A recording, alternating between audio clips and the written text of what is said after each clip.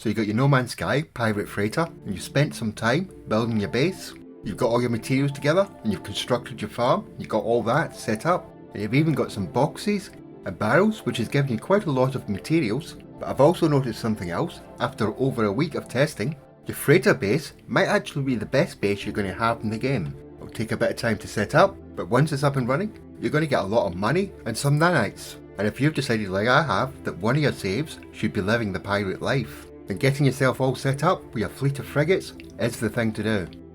And as you can see, I've ranked up quite a few of them to S class and A class, and this is only after a week, but I started with 3 S's and the rest were all B's and C's. And I plan to only have organics and raiders at the end, but what you want to pay most attention to is all the stats on the right.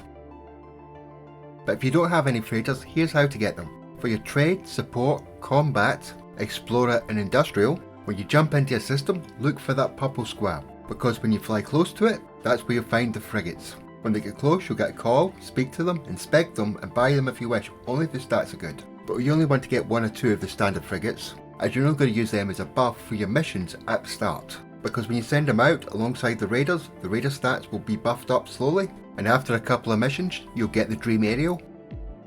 At the very first run, you'll get an organic ship virtually straight away, then construct another dream aerial, keep it in your cargo, and eventually you'll find another organic ship. And all you have to do is pulse a few times and eventually another one will appear, but it can take some time.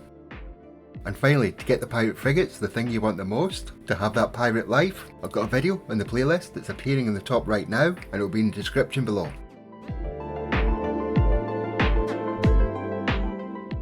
Back to the frigate list. As you can see from the stats, the raiders are better for combat, but I've also been pushing up the secondary, third and fourth stats by sending them out alongside other ships. And that's why I said get the standard freighters at first, as each of them specialise in different areas, and it will help buff up your raiders when they go out alongside them. And when you eventually get some organics, you can get rid of your standard class freighters and use them instead. When you build your first fleet command room, you'll get a mission, select it so you get all the fuels. You only have to build 5 fleet command rooms, and then you can start sending your fleet out on missions. So let's do that now with the simplest one, the combat mission. And as you can see, the combat line is highlighted so you got a good idea of what you need to pick. And a good trick is to pick a nice high class one and some low class ones to boost the stat of the low class ones. Then when we select trade expedition, the trade column is now highlighted, so we select some high stats and a low stat. Let's select that pirate cruiser, it's only got 6 but it'll get buffed alongside the high stat ones.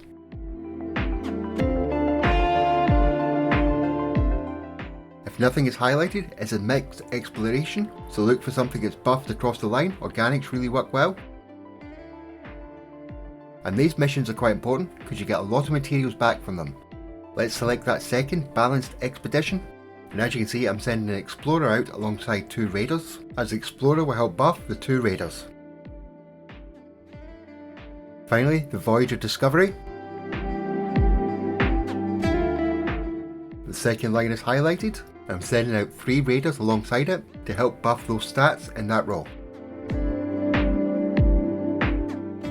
It can be up to 12 hours later for all the fleets to come back. Some missions only take an hour, but I like to collect them all at the same time, so I just leave them and then collect them all at the same time. And after over a week of testing, this is what I found out that's very interesting. If you pay very close attention to the rewards I'm getting and the ones that are popping up in the right corner at the moment, when you finally debriefed all of your fleet and you've had a look at your freighter cargo, you're going to notice that you've got things like nitrogen salt. Don't sell that stuff. What you want to do is move that into your storage. So alongside collecting and stockpiling all of your plants, you want to stockpile all these materials that you get from the missions. And I'll come back to why that's so important.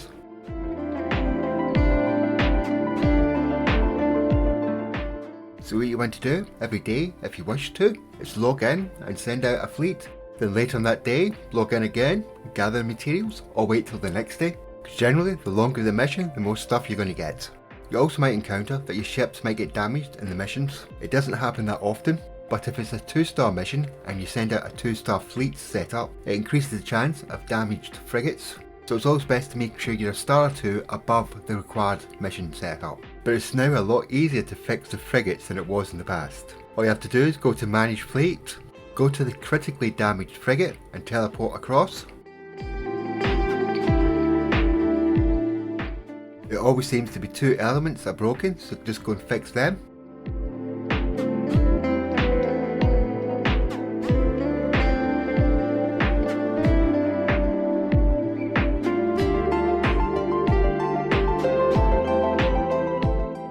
Then return to your ship where you'll be a teleporter that will get back to your freighter.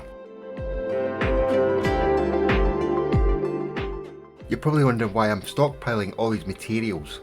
The answer is quite simple. This is probably the easiest way I've found to make stasis devices. Now I have made a stasis device farm and it's a lot easier on the freighter, as a farm made of bases requires about 2 or 3 of them on different planets with a lot of mining. While sending them out missions, you'll get most of the materials required to build them over time. And for a little bit of extra security, the gases can easily be covered, and there's easy methods to get things like phosphorus, and ionized cobalt isn't much of an issue either.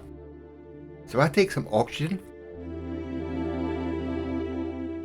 and take a raw material like pyrite. I can make it into plants, which is useful when you're constructing a farm. But more importantly, if I take the plant material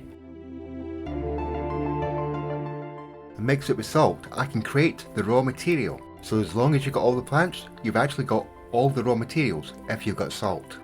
When it comes to gas, you only actually need one gas, in this case nitrogen. But if it's pure nitrogen, it goes to 3:1 ratio, so it's only a third of it. But if you add oxygen, it's a 1:1 ratio. But it does take quite some time to convert the nitrogen into sulfurin, so it's best to split it into little packets of 4, as a quarter stack will only take 15 minutes, or less if you've got more refiners. Then of course you can convert the sulfurin into radon, and that's you covered all the gases. And like everything else, you don't have to do that all the time, just get yourself a nice stockpile and bank it for later. Of course at your base you'll probably have lots of carbon planters, so when you're making the gas you can go and collect all the carbon and convert that into condensed carbon. But remember, these are all backup items, but it's always useful to have some salt and oxygen and maybe some nitrogen, but I've got something covering that later in the video. When it comes to ionized cobalt, refine some cobalt, which you can get at virtually every space station.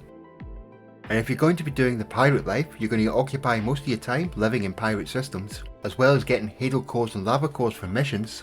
You can pick them up from pirate space stations with the units you've made from sending out the missions, which you can then convert into nanites anytime you wish. And you'll probably find a lot of pirate space stations are selling runaway mold as well, that can also be refined into nanites. So before we move on to the next section, just remember, stockpile all your plants, all your materials, and not only will you be making lots of units from the missions themselves, but you'll also be able to make the status devices. So the pirate life, you need a pirate haven, and I've got this system here. Not only does it have 3 starball worlds, it has this Toxic Horror 1 world, which just happens to be a good place for salt and oxygen. And when you go into the galactic map, you'll notice this system is sitting in a nice cluster of pirate systems. So the first planet I want to quickly show you is the Paradise planet, and that's right, this entire planet is made up of islands. It is a stormless planet and it has next to no flora, so it makes it ideal for building bases. But as it's a pirate system, really the base should be pirate themed. The next planet in the system, the Rainy planet, has cobalt on it if you want to build a mine for that. But remember, if you're building here, you're a pirate, so you have to be selfish, lock it, hide it away. But it does have some storms, but it has a blue sky, blue ocean, and the land itself is all greeny brown. The third planet, the Verdant planet with star bulbs on it, as you can see it's got activated copper. It's quite a brutal one, but it does have lovely blue grass. And I do know some people do like the extreme weather planets. And the final planet we're going to go to is the Toxic Horror planet. And as you notice, as we enter the atmosphere, all the colour drains away. It's a sort of grey planet. But the worm activity on this planet is quite intense and happens a lot. But this is where I've chosen to build my base for my salt and my oxygen. I've got a few more tweaks to it, but as you can see, I have no intention of sharing any of the stuff I get in this base unless you can break in. So if you want to join in the pirate life, here's a portal code with a convenient pause. Oh, and one final thing at the end of this video. When it comes to my freighter base, I don't think I'm going to stop building until I reach the base limit. And the latest addition to my base is this computerized till.